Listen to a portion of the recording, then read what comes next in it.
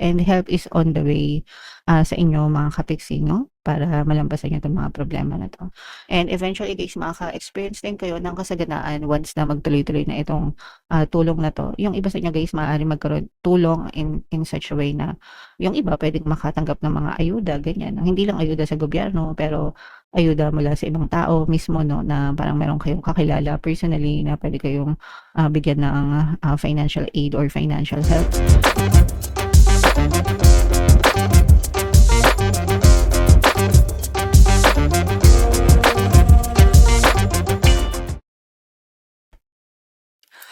Hello guys, hello Capricorn, welcome back to Pinoy Pixie Tarot. Ang pamagat ng episode natin for tonight is New Moon Kapalaran guys, para ngayong April to May para sa Capricorn, Sun, Moon, Rising Sign, and Venus. Yung ating New Moon guys ngayong April ay sa April 16, tapos yung next na New Moon naman natin ay sa May 16 mga kapiksi. So, ang reading na to ay para sa period na yan, and ito yung unahin natin tong deck na to. Ito yung moon message natin para sa inyo. So, you and your loved ones are safe. We are always safe. And we are always protected mga kapiksi. Palagi niyong iisipin yan. Lahat tayo guys ay may mga spirit guides, bawat isa sa atin. And ang mga spirit guides natin ay palagi nandyan para gabayan tayo, protektahan tayo, and tulungan tayo sa panahon ng ating mga pangangailangan, mga kapiksi. Okay? Alright. So, attune to the moon guys. Make sure you put family first, no? Palaging i-prioritize natin sa physical reality natin ang ating pamilya, no? Bawat miyembro ng ating pamilya. Make sure na we are always connected sa kanila mga kapiksi. Let someone get a bit closer to you. Kung meron gusto makipagkaibigan sa'yo or makipag-close sa'yo, let them connect with you mga kapiksi, and then kung nag-click kayo, edi wow, 'di ba? Pero kung hindi naman, edi okay lang din, mga kapiksi. A new cycle is starting for your child or children. So kung may mga anak na kayo guys 'no, maaaring may mga bagong simula sila na gagawin, lalo na yung mga naka-graduate na or graduating na, guys 'no. Siyempre, after ng graduation nila, panibagong chapter na sila ng buhay nila, mga kapiksi. It's time to review your goals. Have they changed? So eto guys, since April na, officially nasa second quarter na tayo ng 2026, kung hindi kayo nakapag-set ng goals nung, simula ng 2026 guys, this is the best time for you to, create your goals and review them. O kaya naman baka nagbago yung goals mo, baka at the beginning of the year, iba yung gusto mo, tapos habang, lumilipas yung, taon, nag-iiba din yung gusto mo. So, gano'n talaga guys, there are cases na nag-iiba yung gusto natin. So, okay lang yun. You have to, review your goals and change them according to your desires, okay? Meditation will help you banish your insecurities. So, makakatulong yung meditation guys para mawala yung mga insecurities nyo, mawala yung mga stress nyo and anxieties nyo. So, dito sa channel natin guys, mayroon tayong Tagalog guided meditation para mawala ang stress and anxiety. So, nandun yun sa homepage natin guys. If ever man na-stressed kayo, pwede nyo pakinggan yun, mga kapiksi.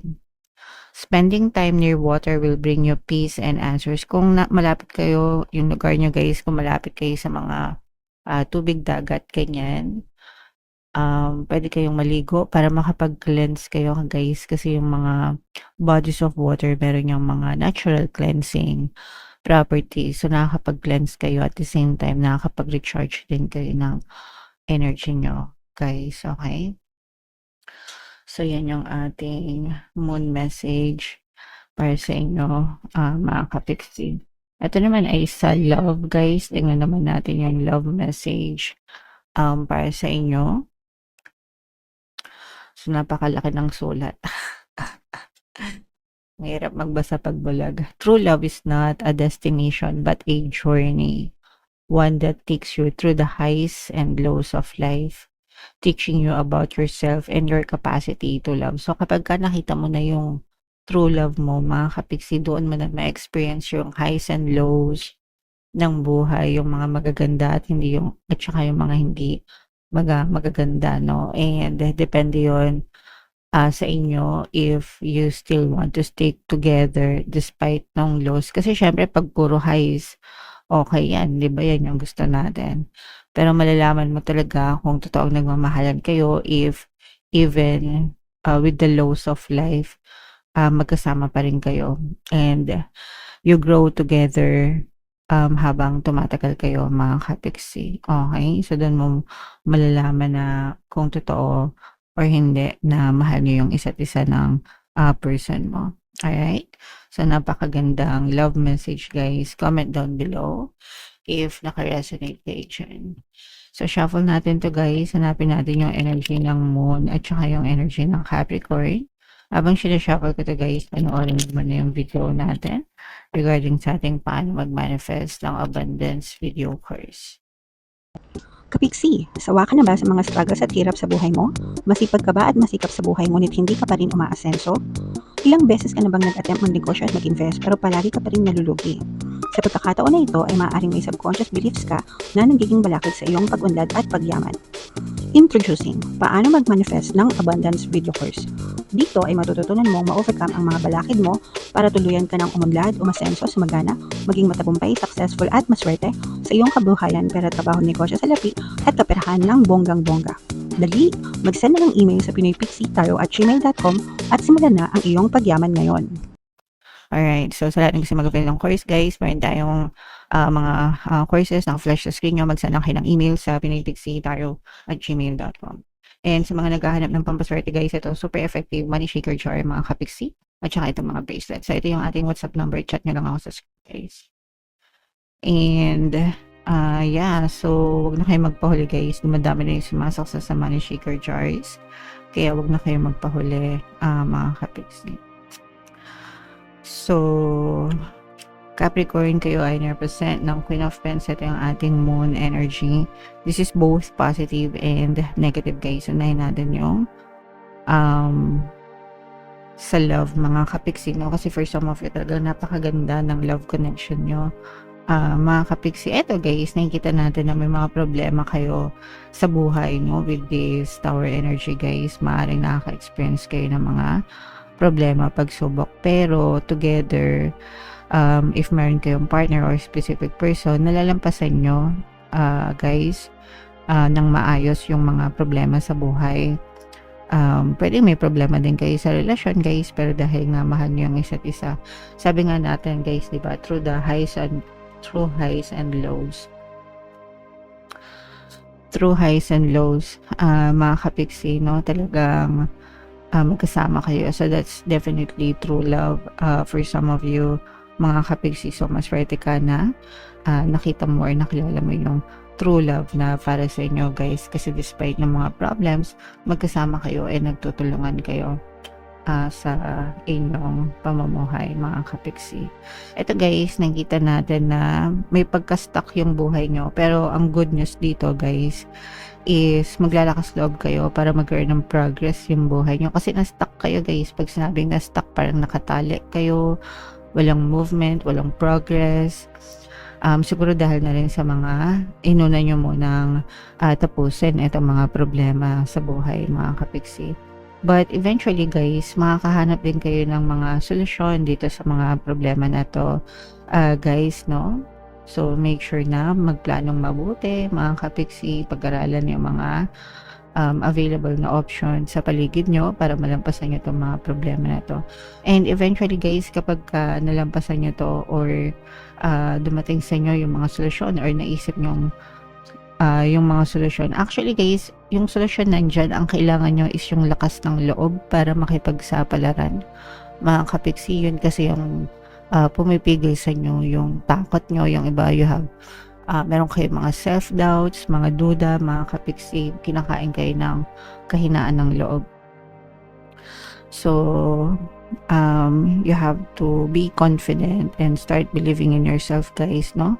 Magiging ma-okay din kayo. And kapag nagkaroon kayo ng lakas ng loob, guys, doon na kayo magkakaroon ng progreso. Eto, guys, talaga nakikita natin na successfully malalampasan nyo itong mga problema na to. Kapag nilakasan nyo yung loob nyo, guys, no? Na hanapin or gawin itong mga solusyon sa problema nyo, mga kapiksi. Gamitin ang isip, guys, no? Yung pagiging logical nyo, gamitin yung isip, magplanong mabuti, and you have to be confident and believe in yourself, guys, okay? So, sa mga kapiksi natin na nagkakaroon ng problema, just tell yourself, this too shall pass, lilipas din ito, magiging ma-okay din. Because definitely, guys, magiging ma-okay din talaga kayo, Capricorn, okay? Alright. Kung namumroblema kayo naman sa mga kaperahan, ayan o, so huwag kayong mag-alala, guys, kasi may abundance na dadating. May tulong na dadating sa inyo kung ang problema nyo ay mga kaperahan, mga kapiksi. Ibig sabihin nito, guys, konting tiis lang, mga kapiksi. The help is on the way papunta sa inyo, guys, no? So, konting tipid-tipid muna, konting stretch ng budget, guys, no? Cut off muna ng mga unnecessary na expenditures or unnecessary expenses. Okay? And sabi nga dito, help is on the way.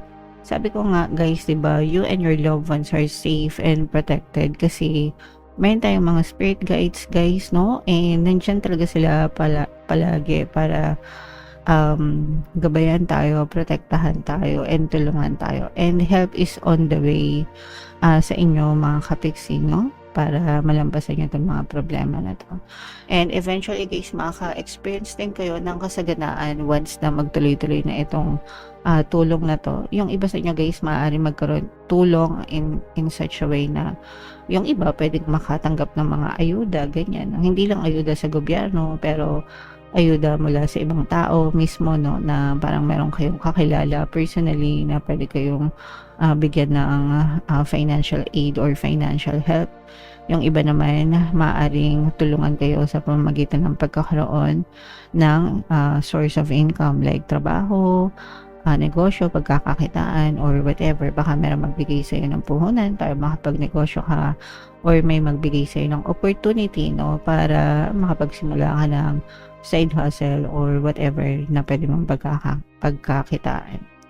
And kapag nagtuloy-tuloy yan, guys, magdadala yan ng magandang abundance, no? Abundance of wealth, abundance of riches, guys. So, yayakapin mo. Kung magkakaroon ka ng chance na mayayakap mo rin ang kasaganaan sa buhay mo, Capricorn, okay? So, this is not instant. Hindi ito instant, guys, na porket narinig nyo, pagkarinig nyo mayaman na kayo or wealthy na kayo. It doesn't work that way. This is energy-based, guys. So, kapag energy, kailangan naka-align ka dun sa energy ng reading para ma-experience nyo ito, mga kapiksi. So, make sure na you do your best in your physical reality, yung effort nyo. Syempre, yung pagdadasal and affirmations, guys.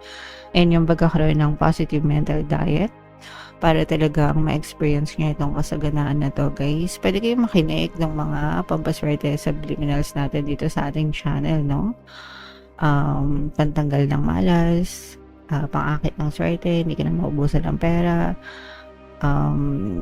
and lahat, kahit ano, marami tayong subliminals dyan, mga kapiksi.